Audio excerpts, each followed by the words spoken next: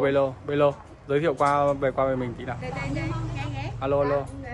Mình gì? Mình đang chọn gì? Mình đang chọn cổ phục. Cổ phục. Cổ phục gì? Cổ phục Hoàng Thái Hậu à? Cái này là cổ phục của Hoàng gia đó. Dạ. Nhưng mà đừng. Con thấy cái hoa tiết này. Em thích không? Hoa tiết này là có nhiều màu đấy. Dạ thích cái đấy gì? Nó vừa không á? Thế chọn màu gì nhỉ? Đây là đang trang điểm cho Thái Hoàng, Thái Hậu. Thái Hoàng thì là mẹ mất rồi. Công chúa, công chúa, công chúa. Công chúa nhà họ Nghiêm. Ngoài mặt đây cái nào? Ý.